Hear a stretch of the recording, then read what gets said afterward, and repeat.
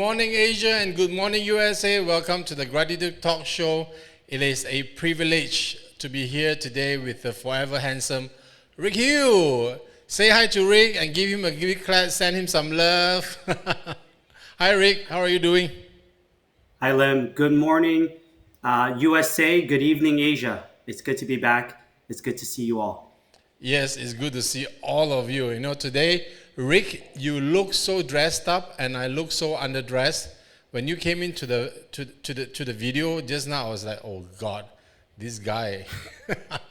Rick looks like he's getting married. No, it's not true. Rick looks like he's going to attend a very important meeting. Tell us, Rick, what are you doing today? Why are you dressed Uh, up? today, today I'm going to be speaking live at a bank in USA. So I'm going to speak at a bank called JP Morgan Chase. Have you guys heard of JP Morgan Chase Of in course. Asia? Okay, Who haven't heard of JP Morgan Chase? Everybody I'm heard of going JP to Morgan Chase. I'm going to be speaking live at JP Morgan Chase building later on today. So today's a very fun but busy schedule. So after this show, I have to drive and head straight to the live presentation. I thought they're going to send you a limousine, right? Actually, their helicopter broke down and their limousine broke down, which is why I have to drive. Okay, we believe you. For a 15 minutes drive, we believe you. Liv lives really near the Manhattan downtown. He lives over the bridge. So I will be seeing you in June, Rick, in That's person. right. We will be seeing each other in June in person. We're going to Yes. hang out and we're going to be going to MDRT annual meeting together. Yes, high five to that. So to all the audience out there, and we can see you that you are liking us and giving us some love and clapping and giving us thumbs. Great. Now, if you could do one thing for us, if you could share this video out to as many of your colleagues as possible, that would be great. And today I went to an insurance agents association meeting, and people keep asking me, Ren En, good job doing this gratitude talk show. But they always ask me this question: why are you putting so much time doing this? Rick, do you have an answer for that?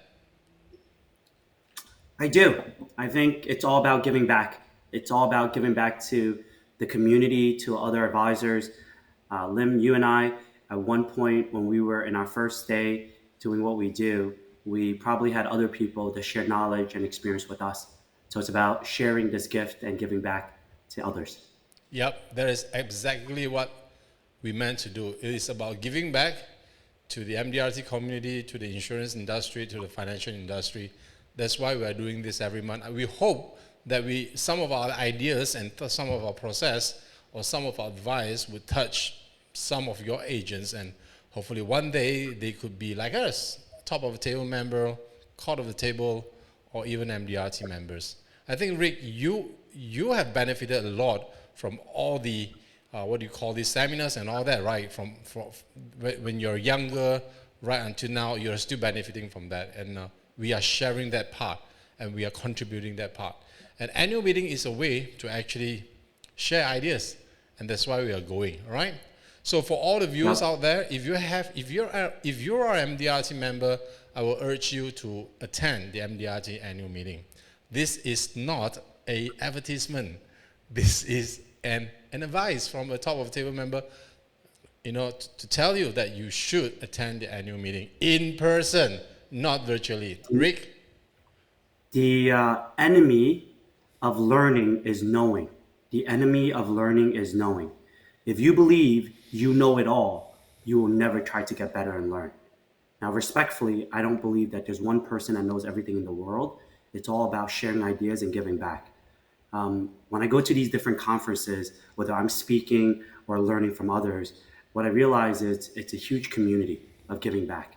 But more importantly, I think back when I was a new advisor, I because I just recently finished my book, but we're still in editing and phase, so it's almost going to be launched hopefully by this year. As I was reading this book, as I was looking at some of the video recordings that I've done in preparation for this book, I think about when I was a first year advisor. I used to lack confidence. I used to lack clarity. I used to not be able to explain certain products, services that we offer. It took me many, many years. It took me thousands of mistakes to finally have the confidence in what we do. The confidence in what we do. About 2 weeks ago, I spoke at Harvard Medicine. I don't know if you guys ever heard of Harvard Medicine, Harvard University. I spoke to just Harvard Medicine, and as I was sharing with them advice, ideas, strategies, it was very well received. I think what I've realized looking back from today to 15 years ago is my perception of what we do have changed dramatically. I think oftentimes as a new advisor, whether it's your friends, your families, or the community, they don't really know what is it that we do. They don't know the value we can bring. But it's because of years of experience. It's because of coming to a show like this or going to MDRT. When you meet your peers that wholeheartedly can share with you these amazing stories of how we gave back, how we helped many people and made a difference in their lives is why I continue to do what I do today. Rick, do you mind I play a 40-second clip for MDRT annual meeting? No, I don't mind. So let's just do this. I'm going to play a clip for MDRT annual meeting and show you how MDRT looks like this year in Boston, USA. You make a difference, and you shape lives. Every year, the MDRT annual meeting delivers you the valuable tools to be the best you can be. Be influenced by accomplished MDRT members and take home tangible strategies to implement immediately. Be inspired by visionary leaders who embody courage, wisdom, and excellence. Network with like-minded peers and build relationships that will last a lifetime. This world-renowned meeting is a celebration of your success. Build your MDRT team in Boston this summer and be a part of this one-of-a-kind experience. Register today. annualmeeting.mdrt.org. So that's the annual meeting in Boston, and I'm looking forward to go with Rick on a road trip from New York to Boston, right?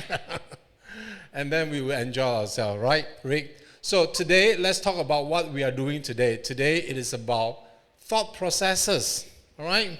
So today's topic is our thought process when making recommendations to clients. So have you ever wondered how TOTs open up a life insurance policy with premiums over 100K?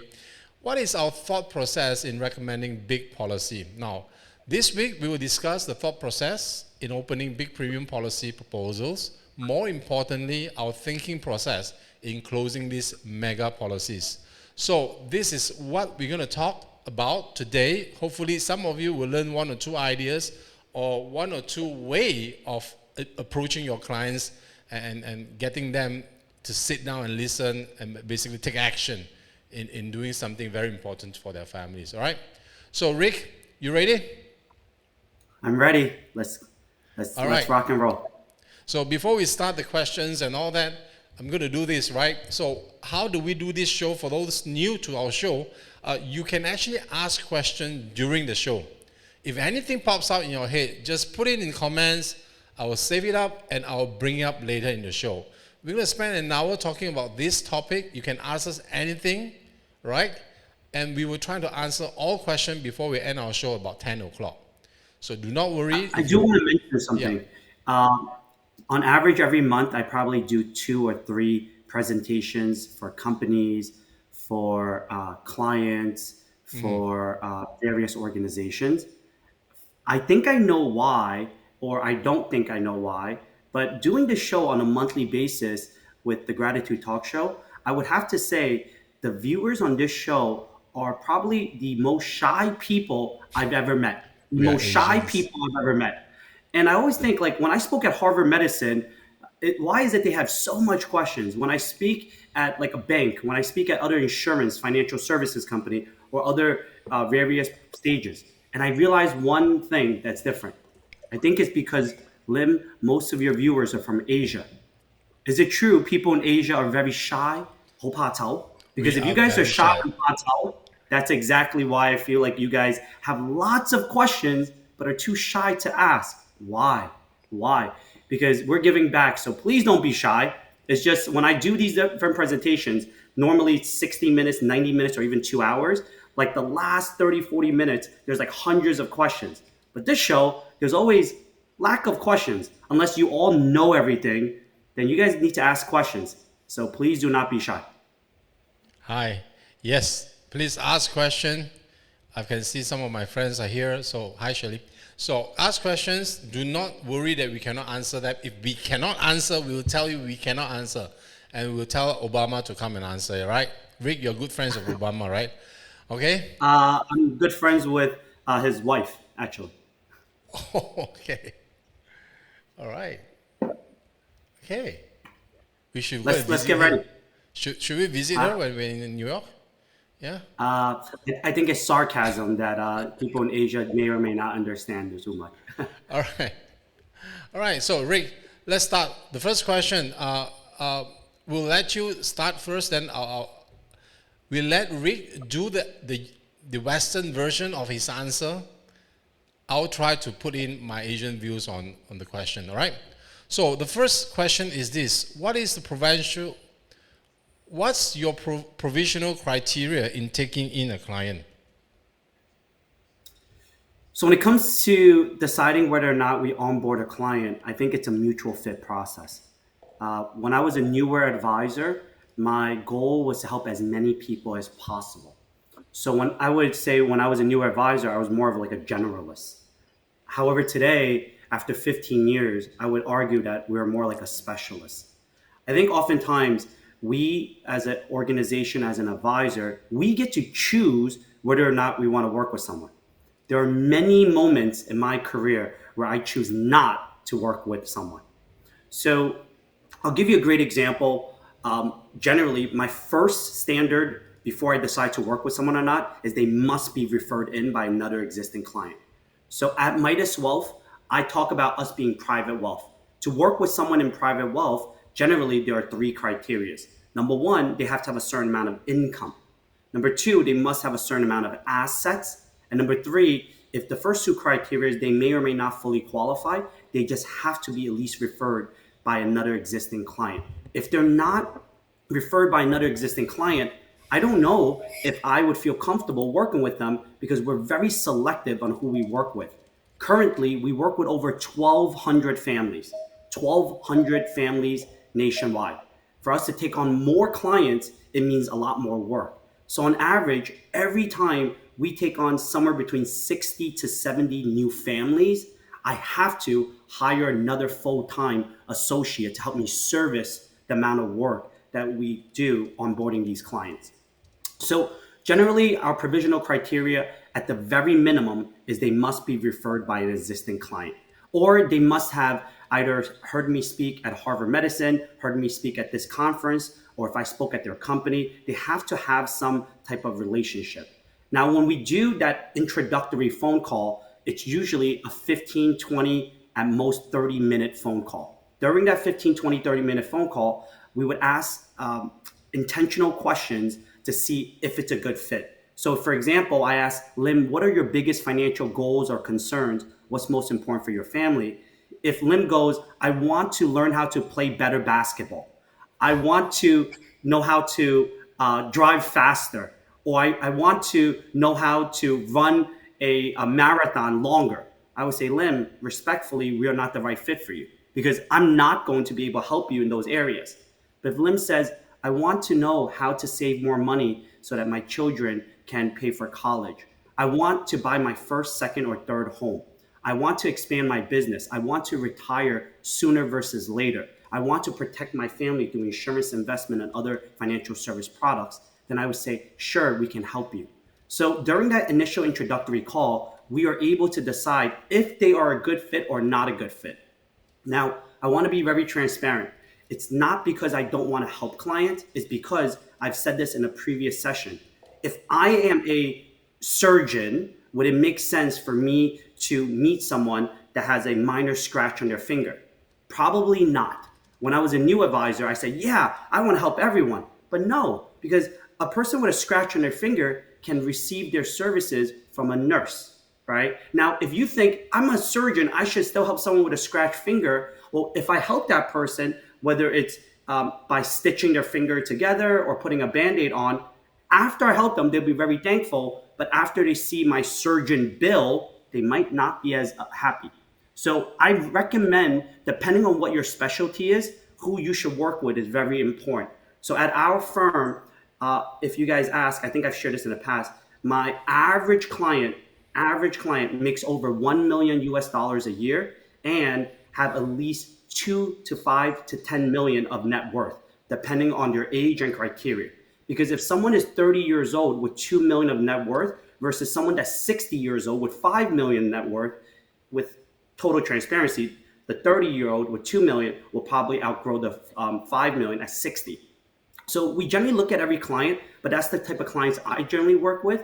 But my vice president works with people that has about $500,000 of US dollar household income. And then my director works with people generally have 250,000 US dollars of household income. So that's our technical numbers criteria, but just to share with you our thought process. But sometimes if we meet someone with $100,000 of US dollar household income, if we can help them, maybe my director may certainly help them or another lead advisor. But if we're not a good fit, I might refer them to another younger junior advisor at another firm. So my job is to always make sure that it's a mutual right fit process. Lim, what about you? Rick, you have said everything I need to say. So now, Next question, you start first. Yeah. So my answer to, I think I just like to add on to what Rick is saying. You know, everybody has a criteria in getting clients. So my provisional criteria, when a client's right now, I'm saying just right now, as what I am today now, my provisional criteria for getting on board a client is number one, during the introductory call or face-to-face meeting, we must be able to like each other first. So the chemistry and the click of being able to talk to each other sensibly and also understanding their backgrounds, we must be able to basically have a fair relationship. So that is criteria number one. I do not take on people who are very hard on agents. You know, I've met clients who actually sit down in front of me and he basically bang on the table and just curse his previous agent. Those clients, I respectfully say, you know what, I think we are not a good fit. I can introduce you to someone else who can actually help you. So if that's the case, we do not take those clients. Now, but majority of the clients are not like that. They are quite nice. The other thing that I do is that right now, I'm a bit picky on my clients. They have to be business owners. The number one criteria to be my client, they have to be business owners, number one. In Malaysian terms, they have to have business from a turnover of 2 million right up to 100 million. If a client is above 100 million turnover of a business, or say 150 million, I will not go too far. Why? You know, Rick, we do not have estate duty, and when a client becomes too rich, they don't see a value in taking large amount of life insurance. This is something very different from America.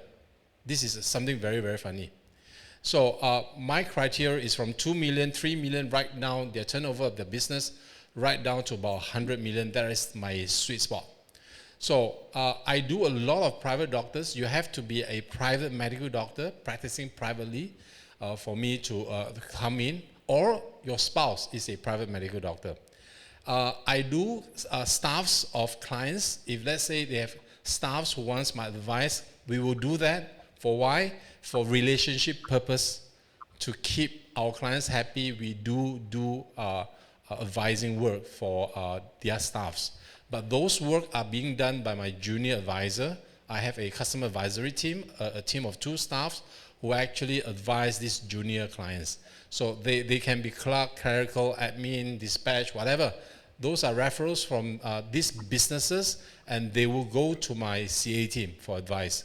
I primarily advise only business owners and private medical doctors and some professionals. But majority of my business, I would say 95%, came from these 2 very, very niche market. So a good fit is very important. I always tell my junior advisory team, the client advisory team, do not take on assholes. Do not take on those people. If they are rough, the first meeting with you, and they are rough in demanding services, politely say no. Why? if they can be rough even before you take them on, once you take them on, they can be a bad experience for everybody. They will have countless problems for you to solve, and you will never be able to satisfy them. So this is something that I learned early on in my career. And as an insurance agent, as a life planner, we do have a choice in choosing our clients. This is one advice I want to give all of you, all the junior guys out there, all the guys who are just in the business or in the business for 2-3 years. Do not ever think that you do not have a choice. You have a right and you have a choice to choose your ideal clientele. Say no to people you do not like to work with. That's my Asian version. Add on to that, right? So I think we have a bit of the difference, right, Rick? Especially on the big clientele part. You know, the problem with Asia, because Malaysia has no estate duty. In fact, a whole lot of Asia doesn't have estate duty. Hong Kong doesn't have estate duty. Singapore doesn't have estate duty. China doesn't have estate duty. Thailand doesn't have estate duty. So that makes our super rich doesn't buy insurance, doesn't buy a lot of insurance, Rick. Because their assets, the family keeps every single cent of the asset when they die. They do not pay any tax at all. And that is very different from America. Yeah. So I'm not assuming someone needs it or don't need it, right? So you're absolutely right. If you guys don't have estate duties, then therefore there's no need. But there may be a want, right? Because at the end of the day, insurance can be used, and I'm just using insurance products as an example, as an estate asset to pay for estate taxes in the US, or it can be used as a multiplier of your current asset. Yeah. A multiplier of your current asset. So I've seen clients where they are worth over $1 billion US. They come to us inquiring about insurance products. They can possibly even buy an insurance company, but they come to us inquiring about insurance products, not for estate tax duties only, but for estate multiplier duties as well. So I do also want to explain to many of you that don't think of certain scenarios as one strategy. It's like I just use an analogy. This morning I was helping my child with a banana. It's like you can peel a banana from the top or you can peel the banana from the bottom, right? There's many ways of peeling a banana, but I also think everyone's style is very different. But I also do believe some of you that says USA and Asia is very different is true, but we can learn from our differences. We can learn from our differences. Although we are different, if you don't choose to learn from people that are different from you, you will never advance in life. You will never advance in life. Going to MDRT, I realized, actually, I speak to Asian companies all the time. I think Asia insurance companies, financial service companies, are at least 10 years, if not more, behind than USA companies. At least 10 years, if not more, behind. So if you all that are from Asia can learn from USA, it's almost like you're seeing 10 years ahead. Correct. So that therefore, you know what the next 10 years will be. So when your companies are coming out with new products, oh, right, I learned this from my friends in USA because they already have this product. Everyone is learning from everyone else. Everyone is learning from everyone else. Then what I also realized, people, my friends in the UK, in Australia, in Ireland at MDRT, they are actually 5 years ahead of USA in certain areas. 5 years ahead. Because I don't know if you know this, but certain countries around the world, they do what is called fee only process. So what they do is they can't recommend any specific product or place it and have compensation tied to it. What they do is they will charge you an hourly rate or they would charge you a flat fee to do any type of planning. So it's very different. So what I do is I kind of look at Asia and say, wow, we are so much many years ahead, advanced. So I don't want to repeat the same mistakes as my friends in Asia.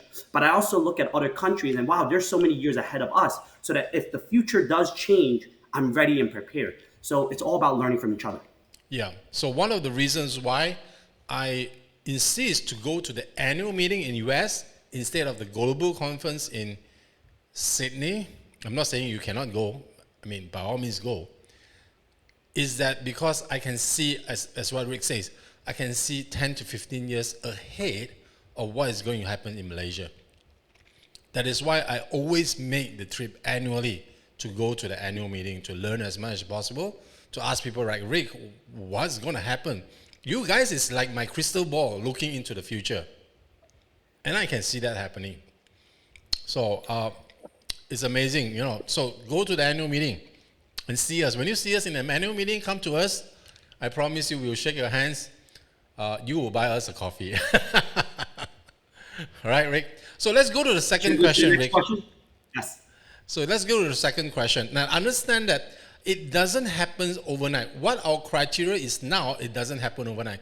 It is a progressive, a progressive improvement since our very early days, right? So, Rick, I just wanted to share with them, when you were very, very young in the business, what was your criteria then? I will be very transparent. When I was very young in the business, my clients were making less money than everyone on my team as an associate. Anyone on my team that I currently work with, I wish they were my clients when I was new in the business 15 years ago. I think when I was a new advisor, I look at 3 reasons of doing anything when it comes to just areas of meeting someone. And I still look at it today. I think very simple-minded people, when they build a relationship, they think of what's in it for me, the monetary value. And that's a very simple-minded thinking, in my opinion. Because if I meet someone at an event and they say, hey, Rick, do business with me so that you make money and I make money, that's only one area of my interest. I honestly don't want to do business with a lot of people because if their personality, like you said, Lim, earlier, doesn't match me, I don't want to work with them, even if there's a lot of money or little money to work with, because I have way too many things on my plate right now and responsibilities. I don't want any more stress. That's the one thing I don't want.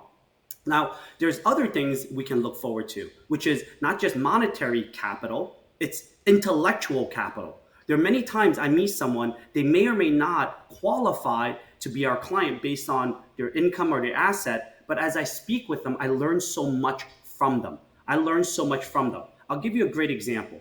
I recently spoke to a restaurant owner of mine in Manhattan, and I said, hey, how's your restaurant doing the last few weeks? And you know what he said to me? It's extremely busy. In fact, it's just as busy, if not busier, than pre-COVID, especially during our lunchtime. You know what I realized?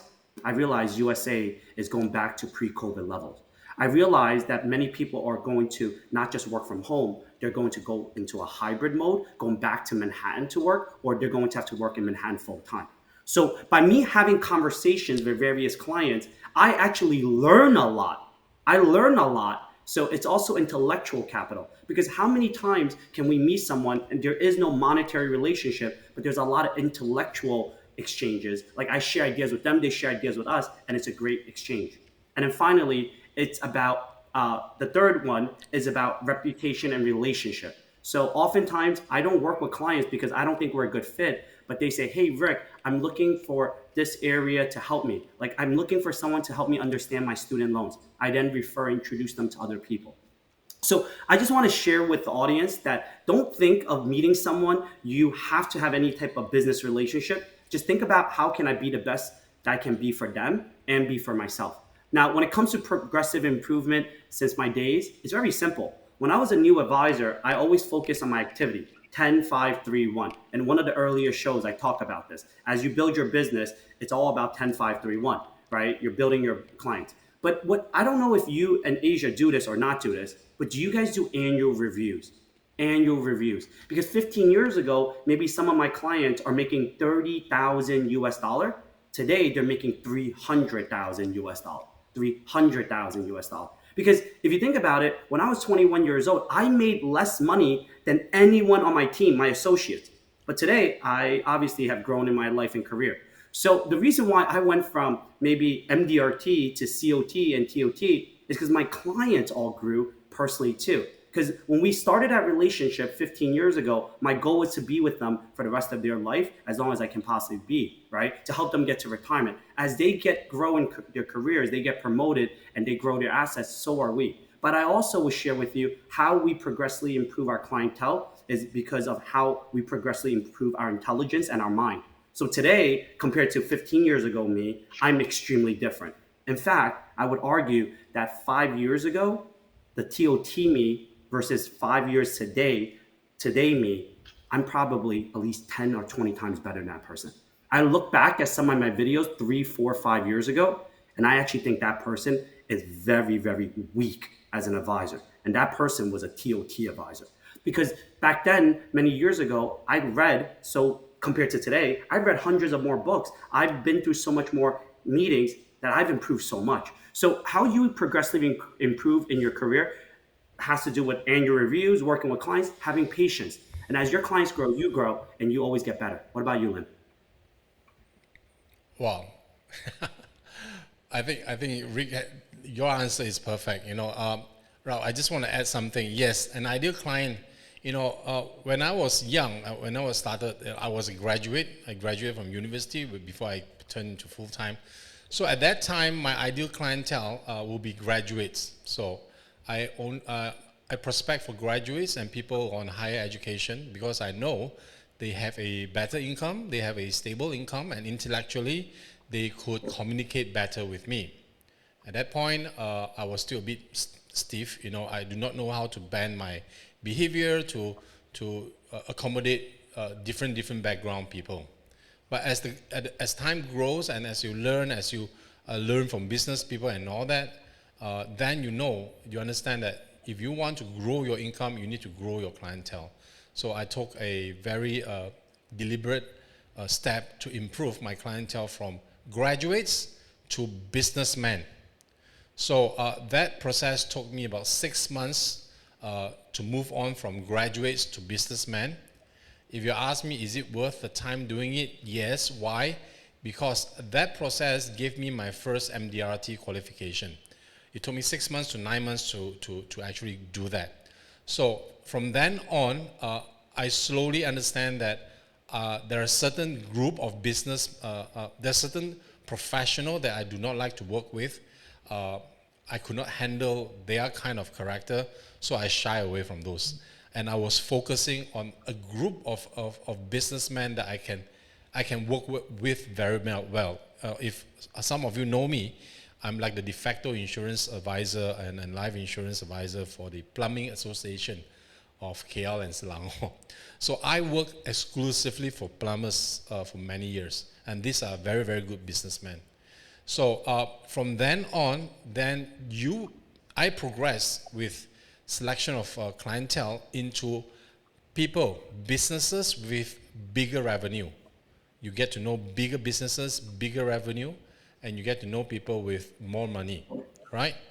And actually the private doctor sector came in a bit late, about 4 or 5 years ago, when I decided I need to move away from plumbers because the financial market was not good, the construction business was down. Then I at that point, I was not COT yet. At that point, I developed another niche, the private medical doctors, where now I have accumulated quite a lot of private medical doctors as my clientele. And that niche has actually blossomed very nicely. So what I want to tell all of you is this: we did not become who we are overnight.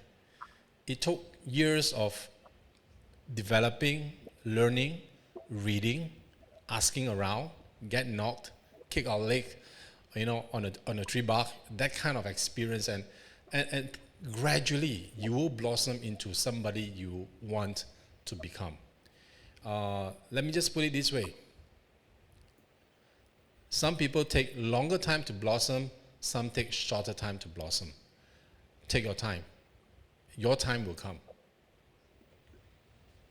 Actually, when I go to the gym, if I want to lose 30 pounds, I go to the gym for 5 minutes and I instantly lose 30 pounds. Right? You guys have to also understand exactly what Lim is saying. I think most normal people or average people, they look at someone like Lim and I and they say, oh my God, they did it in one day. Yeah. No, Lim, you've been doing this for 20 years. I've been doing this for 15 years.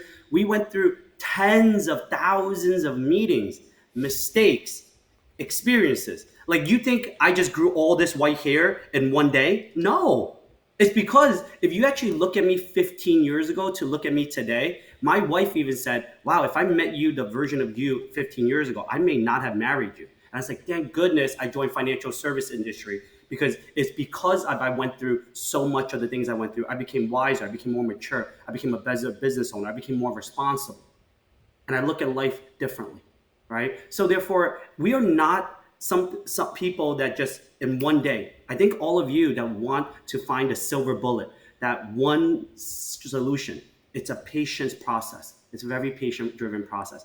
I had a friend that recently joined our industry. He worked at a bank, did very well, made a very high net worth salary. Then he joined our industry. And he says, man, Rick, looking back 15 years ago, I joined a bank, did very well. Looking back 15 years ago, you were trying to grow your own business, your own clientele. Today, 15 years later, he wants to join our business, and he's much smarter than me. Very wicked smart. But you know what he realized? The business is harder than he thought. He actually looks at some of the things that Lim and I may have and is like, okay, instantly I could get there. But you know what? He realized he has to work 15 hours a day. He realized he has to keep 10 to 15 meetings a day. He realized he doesn't get to eat lunch sometimes. He realized that he might have to miss play dates with his kids. And he's like, wow, this is so hard. That's why I tell people the sacrifice you make today is not for you. It's for 10 years, 15, 20 years you to thank the today you that you did it. So today, I actually can take off anytime I want. I get to play with my kids. I get to travel the world. But 15 years ago, I used to work 7 days a week, 16, 17 hours a day. I used to see clients at midnight. I used to see clients on the weekend at 6 a.m. if I had to. But today, I would not. Because I went through all of that to get to where I am today. Right? So I do, as you're saying, Lim, absolutely. It's a patience. You have to have patience. It's a process. And I have no regret. It is a process. Yeah. So you go into the gym, you say I want to lose weight. I want to look fit tomorrow, right? You know what's going to happen? You're going to go to the gym, work out for maybe 5 hours. And then when you're done, you're like, there is no result. I'm leaving. I'm never going to gym again. People are liars. Gyms don't work. No, it's people going to work out either once a day or a couple times a week over a course of 6 months, a year, 5 years. Then they change. Have you ever met someone that you haven't seen for like 2-5 years and you're like, wow, they changed so much? It's because the time that you haven't met them, they've been every day creating good, strong habits. And then by the time you do meet them, the end result is there. Right. Thank you, Rick. So the third question that we're going to do is this. What is your thought process in providing useful advice to your clients? Let's take your question from an investment perspective on investing. What is your thought process in providing useful advice? Sure. So whenever we make any recommendation, we think of the goal in mind. We think of either the problem or the goal in mind, right? If Lim says, I want to make sure my children's education is taken care of by the time they're 18. So now that I know either the goal or the problem, I know all the product strategies and solutions that are possibly suitable for our client.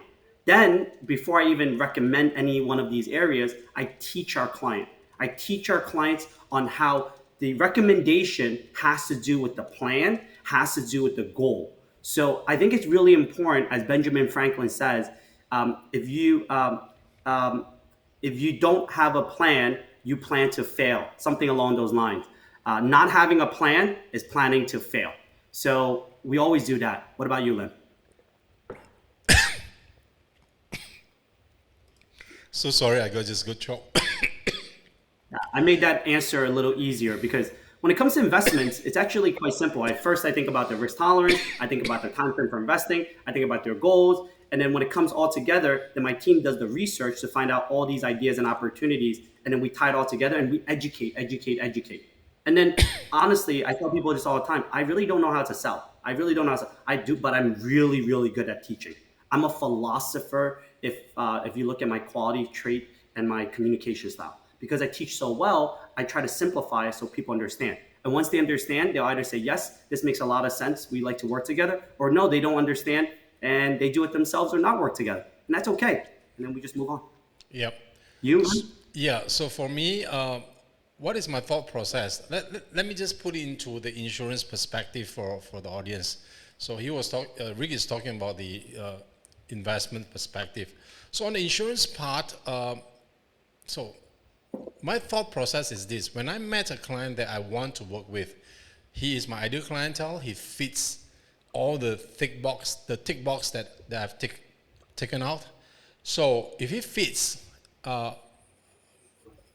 my first thinking process is that I will satisfy what the client wants first.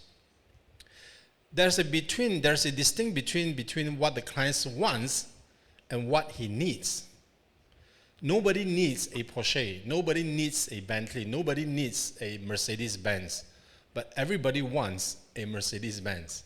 Can you see the difference? A lot of clients want what they want, and they are blocked with the idea of you trying to sell them what they need.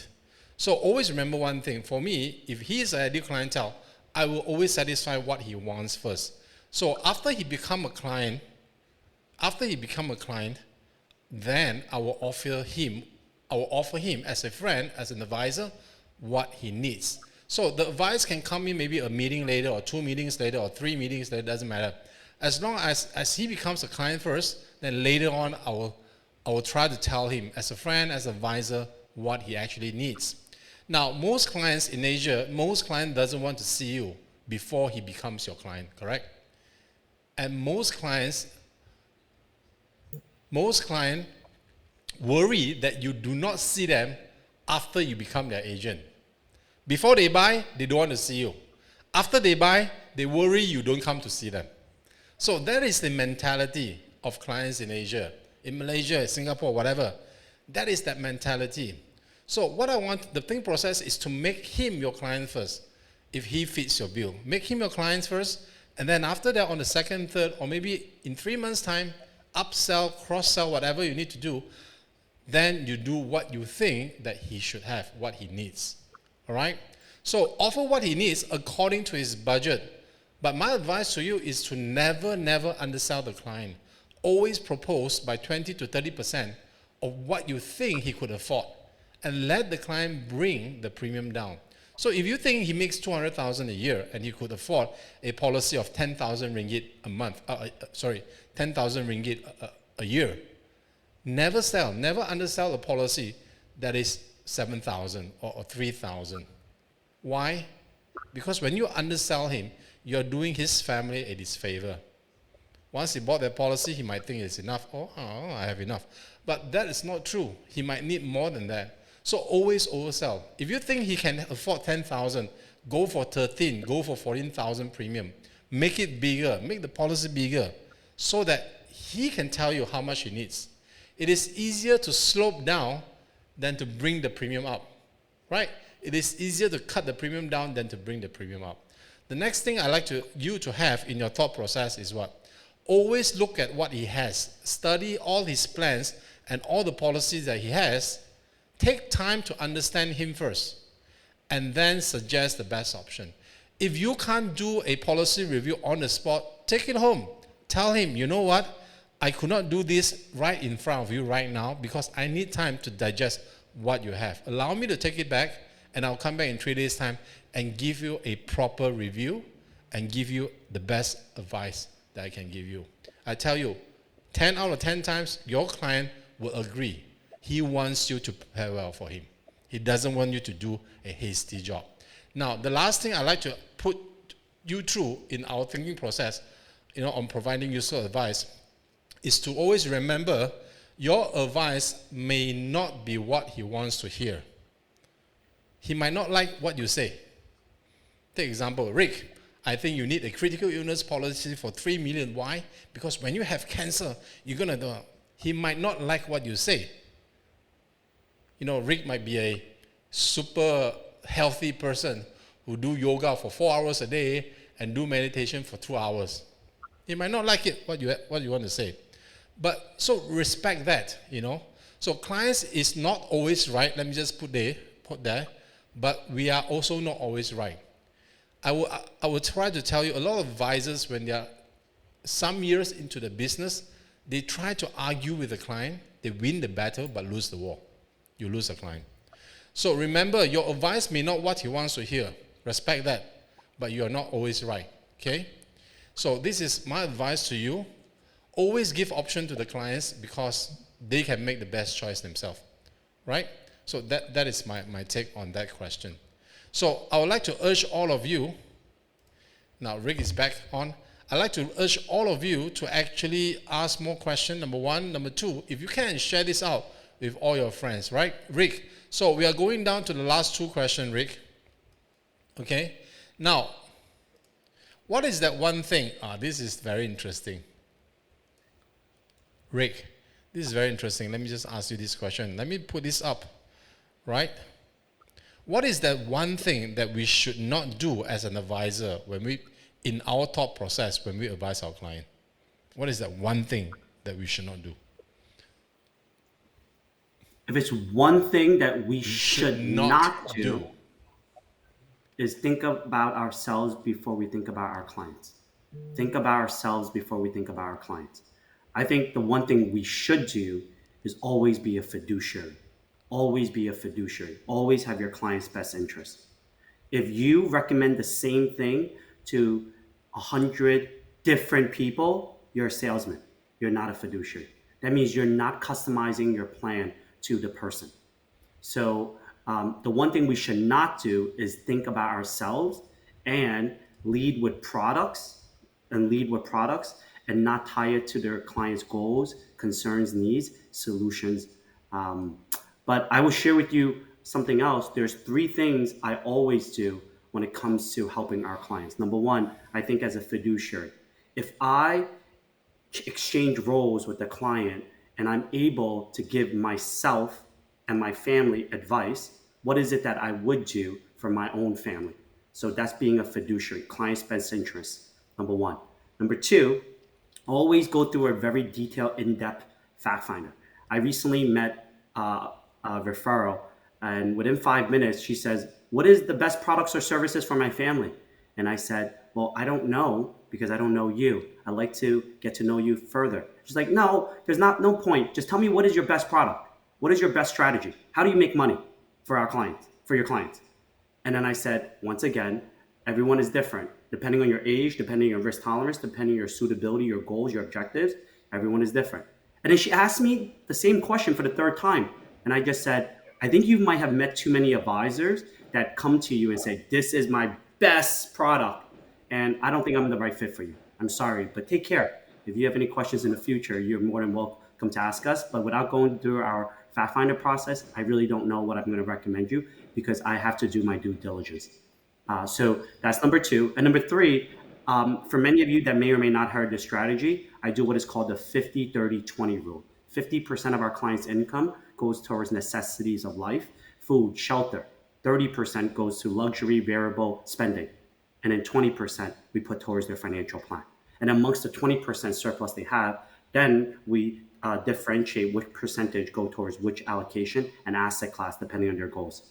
So I just share with you what not to do, and I share with you what to do. Lim, what about you? So for me, the number one thing you should not do is to never sell to your advantage. Means you never sell the policy that you in the disadvantage of your clients that benefits you. Okay? Think of it this way. Would you buy this policy? If you not, do not do it. So that is what I would not do. So the one thing that I do when advising my clients is always put myself in his shoe and ask myself, would I do this plan if I'm Rick, if I'm Mr. Lim, if I'm Mr. Tan? All right? So always do that, okay? There's quite a lot of questions, long ones, all right? So now, Rick, let us just spend a little bit more time on our talk and slightly more time, and then we'll go to question, right, in 5 minutes, okay? So the next question is, tell us your biggest win in advising clients, your biggest case. We would like to know. I can share with you, I think the biggest win for someone versus someone else is all subjective, right? I think the biggest wins for our clients was, taking care of their family. Unfortunately, during COVID, we had few clients that their family members passed away. It was delivering that security to their loved ones. That's my biggest win. This year, we had 2 clients that unfortunately got disabled, and we're helping them with the claim process. That's my biggest win. It's not really a monetary amount, in my personal humble opinion, but if that is where we're going with this question, I will share with you. I would say last year, calendar year for MDRT, we did 1.3 million of US dollar premium, 350 lives, and onboarded about 100 new families. So if you think about it, my average client is probably 4,000, but I have clients that are 20,000, 50,000, and I have clients that are in the six-figure numbers. So that's just like not numbers. Now for investment cases, generally our clients are in the 7 figures, 8 figures, and even recently we were introduced to a client that gave us a 9-figure statement, over 100 million US dollar investment account that they wanted us to manage and roll over. Now, I think to me, maybe I'm weird or I'm not weird. It doesn't really matter the size of the case. It doesn't give me more or less excitement. It's really depends on how complex the case is. How can I help this family? How can I make a difference in their lives? So that's how I think about my biggest wins. What about you, Lynn? Yeah, for me, my biggest win in advising client, let me just think.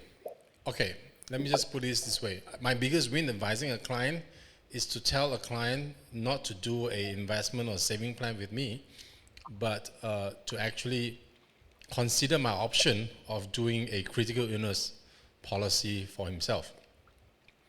Well, in hindsight, he had a heart attack about 4 to 6 months on, and that big paycheck actually helps him a lot in his business and making sure that his family stay afloat for the next 1 year. So that is that biggest win. I think advising the client properly and sometimes let him make the decision. I'm not forcing it down his throat, but let him make the decision, and when he takes it, and when things goes wrong, well, it does help. So the other thing is this. Sometimes, when I say we don't push our clients, it's not 100% true. In some cases, you need to insist they do something for themselves or for their family. So about 10 years ago, I insisted a family to do a medical insurance for their kids and all that. He doesn't believe in private medical care. This guy believes in this what we call, this family believes in government medical care. But through the years, they upgraded the medical here and there. But sure enough, one of their child developed a serious disease, and the bill came up to nearly 400,000. And at the end of the day, when we did all these claims for them, the wife told me one thing. He said, luckily for you, 10 years ago you came in and insisted that we do this for the family. If not, they could not have afforded the high medical bill. Even though they are businessmen, it is still a lot of money. Why pay it on yourself when you can get an insurance company to pay it for you? So I think that is one of the biggest wins in me advising clients. Sometimes, if you think it's right, it is okay to insist and push the clients towards a right decision. Let me just push it this way. But push it on their advantage, not your advantage. Right? So, Rick. I always say this: if you go into a meeting and you're working with a client one-on-one, always have the ability, and I said this on an MDRT stage presentation before, have the ability to imagine that the room, their smartest friend is there, their best friend that's a lawyer is there, their best friend that's an accountant is there, the smartest person that's in finance, insurance, and investments there. Would you still make that same recommendation? If you say yes, then you're doing the best you can be. If you say no, then you better not go into that meeting because you already lost before you went in there. Our biggest wins is really not monetary, it's the impact we make. You're absolutely right. It's the impact we make. That's why when I started that question, it's all about impact. It's all about impact. And oftentimes, I would say 10 to 20% of our clients says, Rick, you're making this recommendation for my family, and it makes a lot of sense. If you don't mind me asking you, what do you have for your family? And I say, I'm happy to share with you. And I show them my entire financial plan. And 99% of the time, my plan, I put more money, I have more products, I have more advanced strategies and solutions for my family than most of our clients. Because with the knowledge I know, with the experience I have, I can't help but do the things that I've done for my family when it comes to planning, right? If my clients knew as much as I knew about financial products, instruments, services, and planning, they would do too. But some clients may, after our conversation, feel like they know 10%, 20%, 50%, or even 100%. But I think it's having your true conviction. If you don't have what you recommend your clients, you shouldn't be recommending what you recommend your clients. Because in fact, you're not a believer. You don't even have it for your financial plan. Why would your clients believe in you? Yeah, true. Whenever a client asks me, how much do you have? You ask me to buy so much. How much do you have? I always show them 99%. I bought more policies than any of one of them combined. So yeah, to all the guys out there, if you're an advisor, if you're financial, if you're a life planner, if you're an insurance agent, if you do not have enough life insurance, come on, just go ahead and sign yourself a policy. If you do not know how to do it, come to my house. I'll sign you up. Okay? Can we get some questions, Rick? Let's just start getting questions. I think we have about 9 to 10 questions that we need to answer. So let's get to answer. And I'd like to thank all those that is not shy and ask question today. All right? Angelica Chia, here she asks, in my situation now, as a new advisor in this industry, I'm facing a lot of market issues and also a pandemic. What I really can do except provided service? I think she's trying to translate. Let me just look at this. What can I really do except providing good customer service? What can I do except just providing good customer service in this market? I think Angela is from Taiwan. And Taiwan now has a very bad pandemic situation. They are peaking above I think 11, 12,000, which is very bad for them. For them, they are like 10, 20 COVID cases a day. Now they are 10, 11,000. You cannot compare to America, okay? It's a different country, Rick. So in Taiwan, it's considered bad. So what is your advice to her, Rick? Sure. So Angelica, as a new advisor, I know you're facing a lot of market issues during this pandemic, but you look at all your peers, you look at all advisors, if you're in Taiwan, in different other Asian countries, is everyone also facing a lot of difficulties? I would argue that the pandemic actually makes our industry more important for our clients than less important. Now, I will share this with you. 9 out of 10 of my friends that are doing the similar roles that we're doing during this pandemic, we have clients thanking us, helping them do this plan.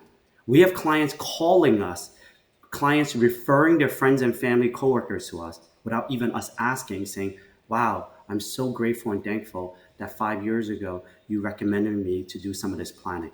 Now, I want every one of my friends and family to know, because I realized the importance of it during a pandemic. So I would argue that, Angelica, the pandemic makes what we do even more important. Now, I don't know if it's the struggles of your company. I do know that there are some financial service insurance companies in America. During the pandemic, they only have paper application where you have to meet someone face to face to do paper work. Now, I know many of those companies that did that, they were not adapting quick enough, and they're probably not doing well. But many of the financial service companies, they've adapted to DocuSign, where everything is electronic. I can have meetings today through Zoom. I can do everything through a person's client's email or phone without them having to meet us. So Angelica, you can help just as much people, if not more people today with technology, number one. Number two, our product services are even more important in today's society. It's like during the pandemic, are doctors busier or less busy? I would say they're busier. Are financial services, advisors, insurance professionals busier or less busy? They're busier. So, and if you're the only person that you realize that is not busy, or there's other people around you that's not busy, find the busiest person you know and ask them, how are they adapting to this situation? How are they adapting to the situation? Like personally, since the pandemic to now, our firm almost 3x, 300%. I personally, the last 6 months, I had to have 4 more new associates to join us in the last 6 months. We're so busy that I unfortunately am turning away clients. I'm turning away meetings. Now, in your case, Angelica, you might say, I have no one to see. That's completely opposite. Even though we do the same things, how can that be? It's maybe because you're not adapting to the changing environment quick enough, but find someone that has and ask them for advice, is my advice to you. What about you, Lim? I think your advice is great. I'm just going to leave it as that. All right. So, Rick, Sure. let's do the next one. Okay. Now, Brandon asked, Brandon is the first guy who actually came on board today. Good thing. Sure. I hope he's still here. Now, I would like to choose clients before onboarding them. However, I have not much choice being quite new in the business. What can I do to overcome that? So I'd like to pick this up. Now, as if you're 1 year below, okay, let's look at the golden number. In MDRT, there is this golden number that makes you MDRT. It is called 100. The first 100 clients will give you MDRT. So remember this, MDRT close about 100 case a year. That is statistic. It's not that I plucked from the sky. The statistics that an average MDRT member close 100 case, the average top of the table member close about 300 case a year. So if you are new in the business, you have one goal, and there is only one goal right now, which is to reach the golden number, which is 100 families, 100 clientele. That is all that you need to think of now. 100 clientele. Why? Because this 100, if every one client refer one client back to you, you will double your clientele next year. If these 200 introduce one client to you on the third year, you have 400 clients.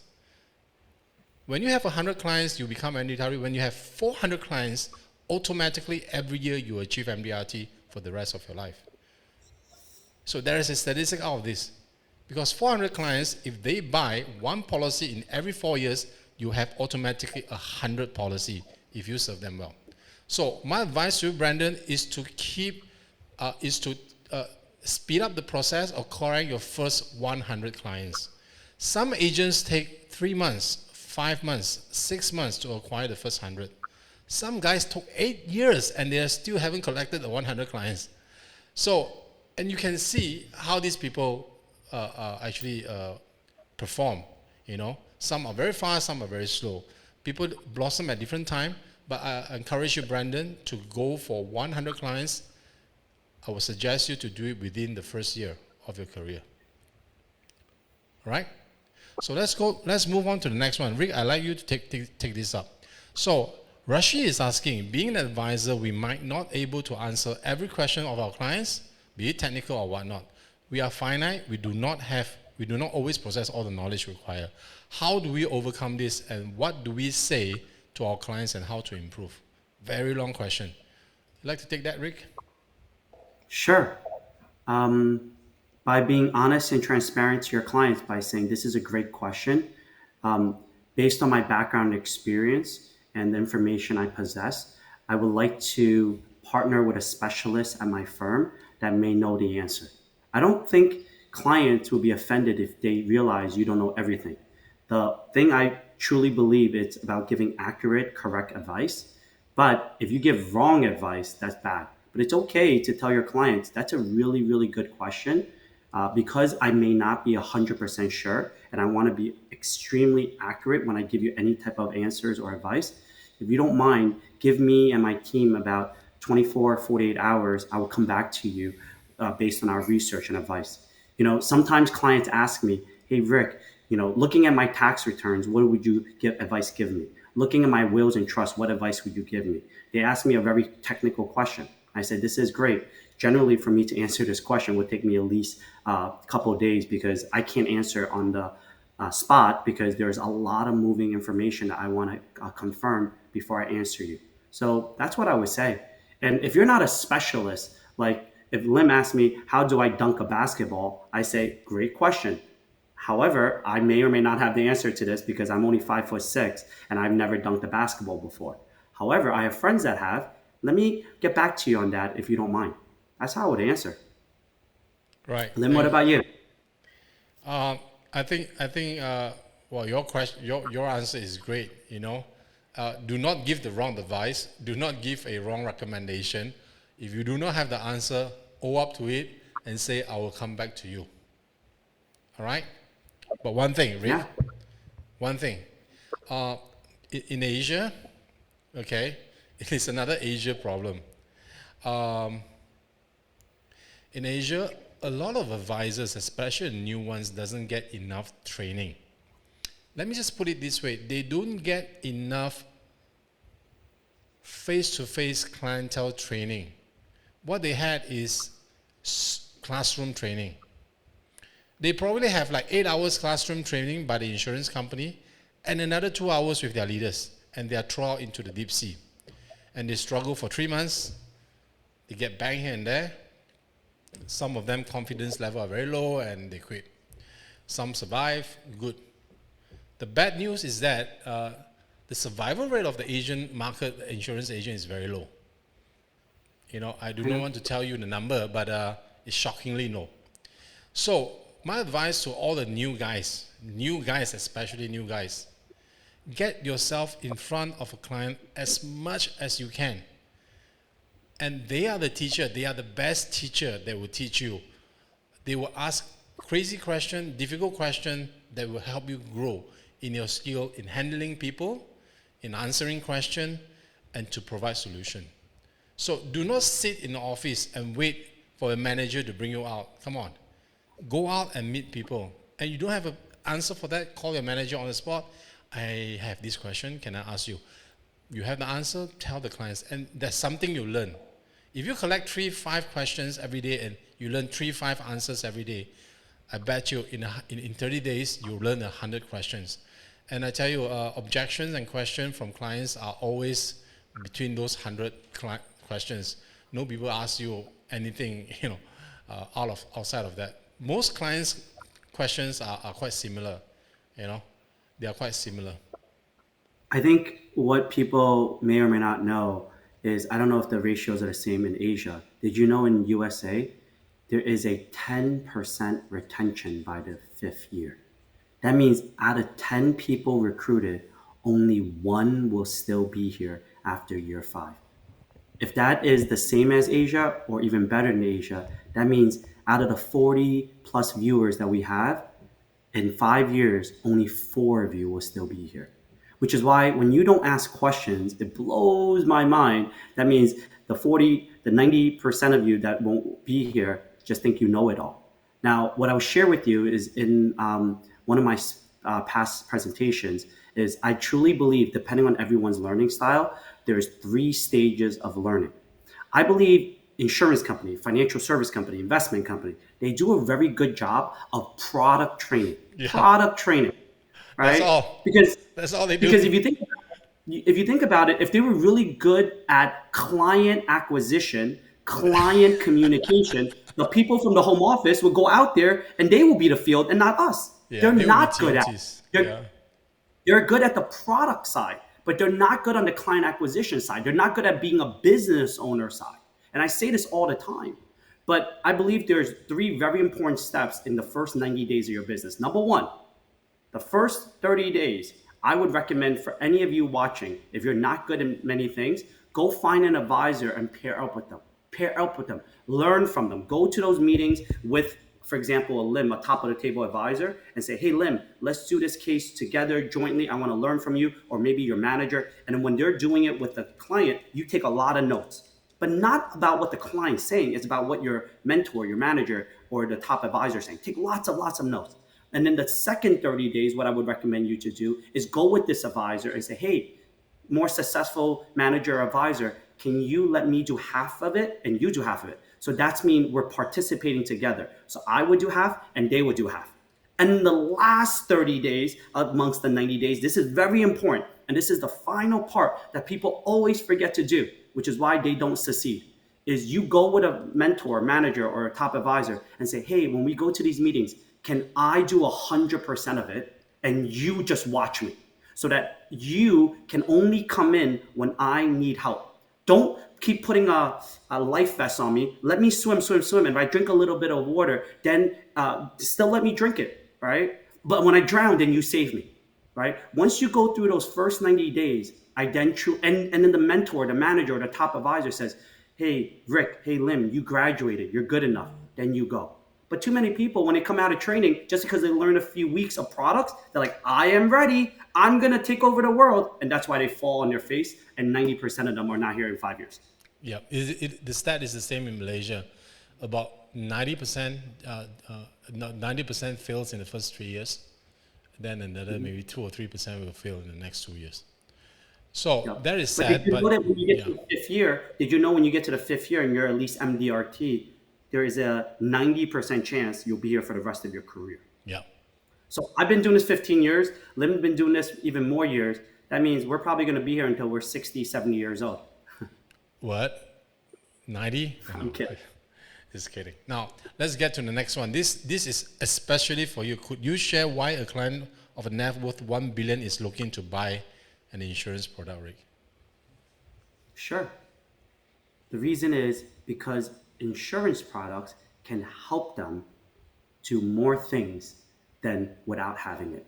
I think about me, for example. Like if I met a client, whether it's 1 million, 10 million, 100 million, a billion of assets, why would they do it, right? So I think the reason is people oftentimes, unfortunately in society, the media, I know USA is like this, I'm sure Asia is like this. They always talk about one or the other.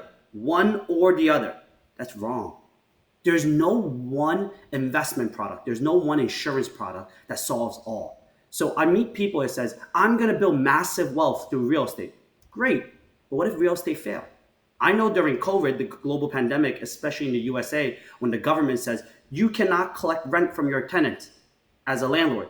I had a lot of clients that own real estate, lost a lot of money, right? I have clients that says, I'm going to build massive wealth through my business. Great. I think you're going to do amazing. But what if the society changes and your business has risk? What are you going to do next? What client says, I'm going to invest all my money through the stock market. What if that fails? What are you going to do next? I think in my humble opinion, when it comes to building the best financial plan, is not one or the other. It's about many things. It's an and process. So why do someone that like me or someone that has $1 billion of net worth has insurance? Is because once you put a certain amount of your asset insuring the people you love, it allows me to go on and take more risk. I've shared this with the audience in a past similar Facebook Live. I have the maximum amount of life insurance I can possibly buy in America through an insurance company. And I put this aside for my wife and my 3 kids. Now, all the money that I don't have to put away for the insurance policy, you know what I do? I invest as aggressively as I possibly can. So what do? I put a lot of my money in the stock market. I put a lot of my money in real estate. I put a lot of money in my own business. And I also put a lot of money by buying other people's businesses and investing into other people's businesses. And let's just say my real estate fail. My stock market do well, I'm okay. Let's say my business fail, other people's businesses do well, I'm okay. Other people's businesses fail, my real estate, my stock market, my business do well, I'm okay. Let's just say I, for whatever reason, fail everything. Oh, I'm so happy because I put X amount away for my wife and kids. Insurance is not, in my humble opinion, the best asset class for our clients. It's not the best. If you go out there and say, you do this insurance policy, it's the best of the best, you already lost because you're wrong. You're fundamentally wrong. What you should do is say, you, Mr. Client, have a goal, objective, a personality that want to build your wealth through here. This is to protect you in case there are changes in the economic environment. So insurance product, at least for my family, allows me to be more aggressive in my other areas of financial planning and investing. Because I know that even if I fail everything I'm doing, guess what? I have this safety net for my family. What about you, Len? Oh, Rick, just let me just turn this on. Okay. I think your perspective is correct. You know, we just leave it as that. Let's just move on. There's so many more questions to go on to. Now, let's just get some question from. Now, how do you make? This is something very interesting. I think Brandon, I'll answer this question. How do you make a businessman appreciate a life advisor, means insurance agent? How do you add value to this group of clients? Let me just answer you this. When I was younger, I also have this feel. People that don't appreciate what we do. They just treat you as a sales agent. You're just there to take their money, and that's all. I changed that perspective when I have the guts and also brave enough to tell my prospect, you know what? If Rick is my prospect, I'll say, Rick, I respect you as an individual. You're a brilliant businessman. I understand that you're not ready maybe to talk to me about your needs yet. It's fine. I would say we will keep this relationship on as it, but you can try me. Before you do any business with me, try my service. See how I respond to you and see how I can help you. When you're satisfied with me, let me know. So what I offer is that I offer free service to all these clients, and all these clients have funny things. Like, I need to change my credit cards, my agent is not doing this for me, you know. And they might not have a need yet, but I offer myself to let them try my customer service and my customer satisfactory. If you have any problem, ask me. I'll answer it for you. I'll try to help you out. So why we do this is that this actually builds a client's trust, and at the end of the day, you add value to people. Now, people are 99% reciprocal. Means once you do something nice for them, they like to do something nice for you. Hardly you get somebody who just take, freeloaders. Businessmen can be businessmen because they are givers, because they are not they know the value of invest and returns. So these people, once you put value into them, they will give you back. So other added value things I do for my clients is inter-customer relationship referral. I do not get referral from my clients unless I refer business to them. You get it? I do not ask for referral from my clients just by asking, Rick, can you give me 3 names so that I can call them and pester them for 3 days? I do not do that. Normally what I do is that I'll say, Rick, you're a furniture maker, right? Let me get you a contact, a friend of mine who is a furniture dealer in East Malaysia. I get you guys connected, then it is it is up to you whether you can sell your furniture to East Malaysia. I get them connected into a group, get them to meet up, have dinner, introduce them, and let them do business. So that's what I do. I refer clients back to our clients. That is that value-added thing that you can do. That builds relationship, builds trust, and at that long run, I tell you 100%, this guy, for some reason, will give you business. He likes to pay back. He likes to say thank you. Okay? So don't worry about it, you know. This is the Malaysian way of doing things. The Asian style. All right? So let us just pick up some more questions. There's a lot of questions, Rick. We need to finish this before 10. Yeah, let's finish. We have about 10 minutes left. But I want to add one thing. People that you meet will appreciate and respect you if you appreciate and respect yourself. Yep. Appreciate and respect yourself. I see too many new advisors. When I see them in the office, I already know they don't respect themselves because their body language is no good. Their mindset is no good. Their demeanor is no good. Their energy is no good. Lim, I'm sure you and I have been to meetings before, or even I sometimes see MDRT people at MDRT annual meeting. The way they carry themselves, they don't respect themselves. Yeah. So I think in order for people to respect you, you must respect yourself and appreciate who you are. I think in Asia, which is why I learned so many things from the East, because my family and I are from Asia. well, I was born here. My parents are from China, and I learned so many things in the West. I think, and I tell my parents this, Eastern way, especially China, teaches us to put people on a pedestal. It's about being hake. I actually don't agree with that. I remember my dad and my mom says, oh, that person's older than you, must respect them. But should I not respect myself then? And actually, that person was just saying mean things to me. Still, they're older than you, respect them. Asia doesn't teach us how to respect ourselves, unfortunately. Yep. But Western America teaches us how to self-love, respect ourselves. So therefore, I learned so many things that I've taught so many people by taking both areas of learning and merging them together. That's why we are miles apart, yet we are the same, Rick, you and me.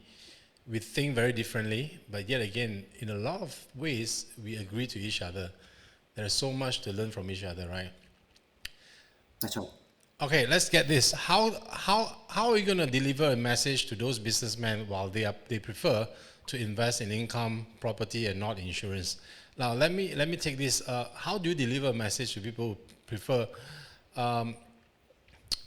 they want property income? You just have to tell them that insurance is all right. Right. Let me just put it this way.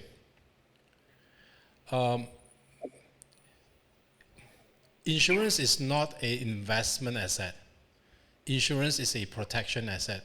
When all your properties, your cash is gone, during a crash or a financial crisis and you're dead, insurance is the only vehicle that can turn pennies into dollars and help your family. So it is a different, let me just put it, it's a different class of assets. Now, in another way, tell your businessman, you have a money printing machine, which is printing money. Will you buy insurance for that money printing machine if you have a money printing machine at home, which is printing money every day? Would you, Rick? Would you buy insurance? Would you protect that money printing machine? Yes, you will. And that money printing machine is you. Without you, all your money, income, property, and all that will not be in existence. You are the money printing machine. Protect the number one thing, the money printing machine. This is a perfect example of a question that's always arguing one or the other. I actually tell clients, I agree, you should invest in investment income property, just not all of it. I think it's very important for us to divest and actually protect and in case of something happening. So like personally myself, I have a lot of investment real estate properties. But if I met you and you say, Rick, don't invest in investment real estate property, only invest at what I can offer you, you're biased already. I tell clients, I love the fact that you're investing in investment real estate property, but it's about diversification. In the event that something happens, you have some other things to fall back on. It's about asset classes. You don't compare a sports car to a minivan, right? It's a different asset class. It's a different asset class. Like I want to have a sports car, but if I'm driving my kids on a rainy day, I'm not going to drive my sports car. I'm going to drive my minivan. Depending on the needs, depending on the strategy, it's a different strategy service. But it's about having multiple cars. So at my home, I have a truck, I have a sports car, and I have a minivan. Depending on the weather, depending on my need, depending on how far I'm traveling, I use various ones. It's not one or the other. It's about having all. Yep. So Rick, are we traveling in the Bentley to Boston? I actually don't drive too far in that car because I'm kidding, but maybe not. We'll figure it out. Let me drive the Bentley. I'll drive you to Boston. Okay.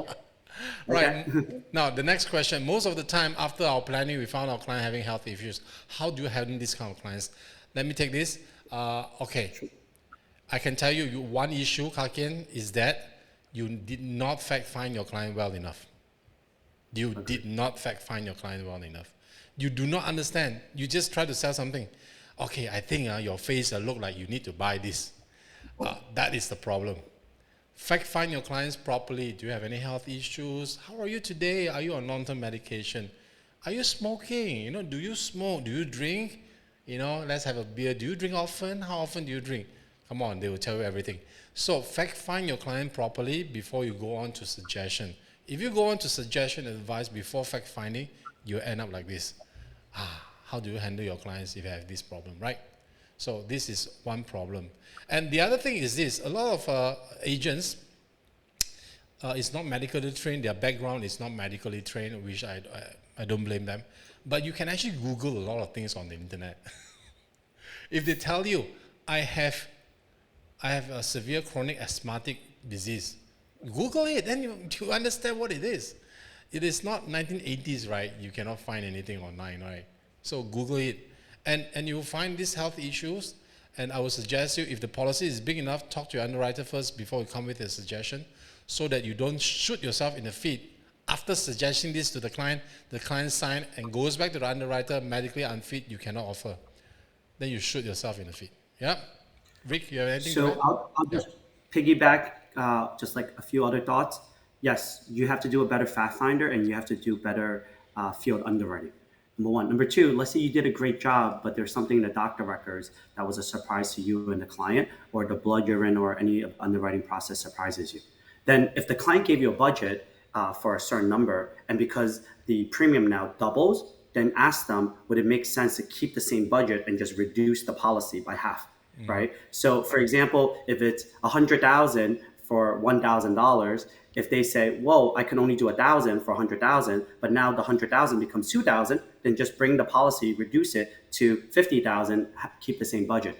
And it's not your fault. It's in fact no one's fault besides financial underwriting or health underwriting that unfortunately changed the policy. And then let's say the worst case scenario, if they get a flat decline, let's say your company doesn't apply for them. So I don't know about in Asia, but in the USA, I'm an independent advisor. I have access to other companies. If one company says no, I'll go to number 2, number 3, number 4, number 5, number 6. I won't give up until the client wants us to give up. So I generally tell clients, based on the underwriting, this is what we were expecting. But however, there was medical, health, financial things that came back that had modified the offer. With that being said, our team strategized on how to make this still workable for you.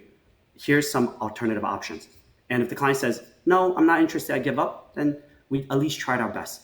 Don't give up. Don't give up. Yeah. Malaysia, in Asia, 99% of the agency force are tied. So we can't sell any other companies. If your underwriting reject you, that's about it. Well, you can pass to me. I will share com with you. Terrible, right? So let's just take this on question. How do you balance between personal sales and building your agency? I'll take this. Rensen is my friend. Rensen, I can tell you, I am building an agency right now. I'm right in the middle of it, in the middle of the fire to build an agency. How do I balance? You can't. You basically can't balance between personal sales and agency. It doesn't mean that you have to give up one. It's just that you have to work a bit more smarter. Get help. Get help. Get help. Hire a staff. If you sit down, Rensen, look at your tasks every day. What is something that you can actually delegate out so that you have more time in front of a client, in front of your prospect, in front of your agents? Delegate out those work to somebody who can take it over. Hire a staff to do your work. So you can't basically balance. You can hire a staff to take your load away. Yeah. Balance is like this. It's about integration.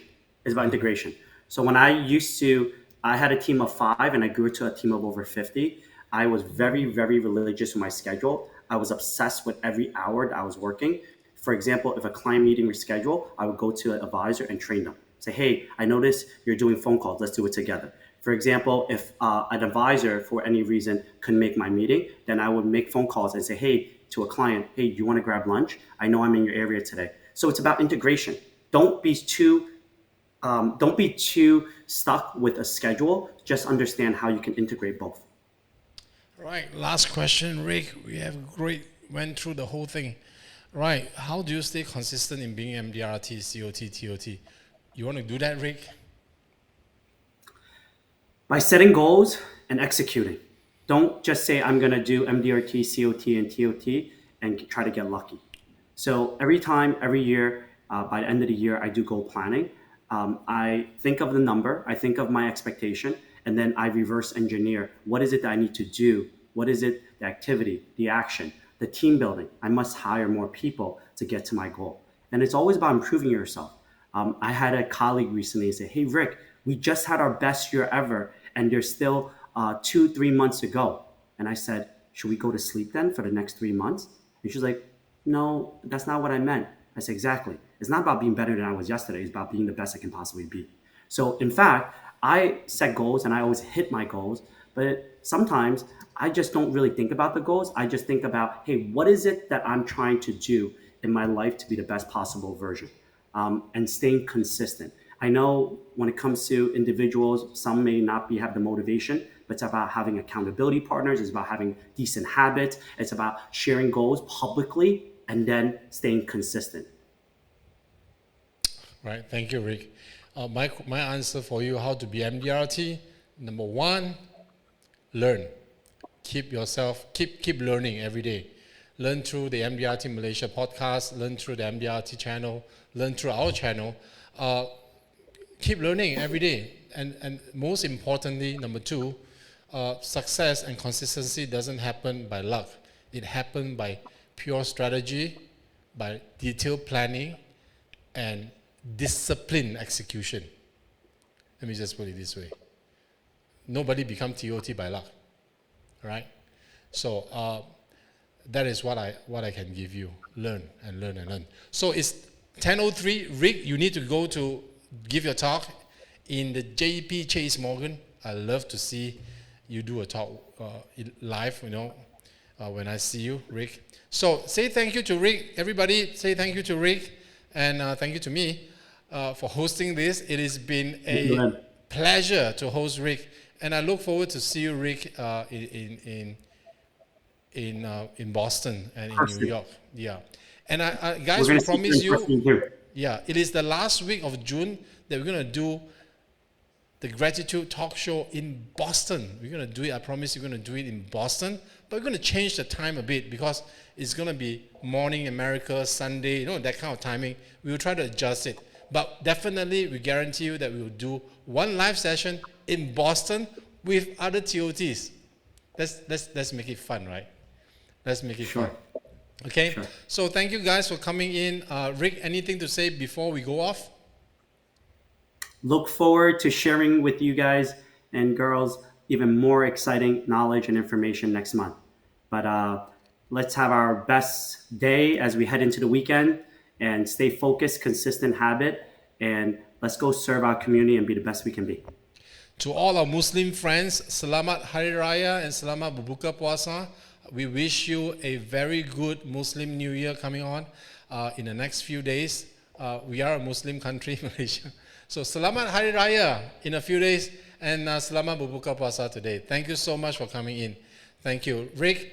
We will end with the MDRT annual meeting promotional video, and I'll see you guys next month, every last Friday of the month. Right? Bye. Bye. You make a difference, and you shape lives. Every year, the MDRT annual meeting delivers you the valuable tools to be the best you can be. Be influenced by accomplished MDRT members and take home tangible strategies to implement immediately. Be inspired by visionary leaders who embody courage, wisdom, and excellence. Network with like-minded peers and build relationships that will last a lifetime. This world-renowned meeting is a celebration of your success. Build your MDRT team in Boston this summer and be a part of this one-of-a-kind experience. Register today. annualmeeting.mdrt.org.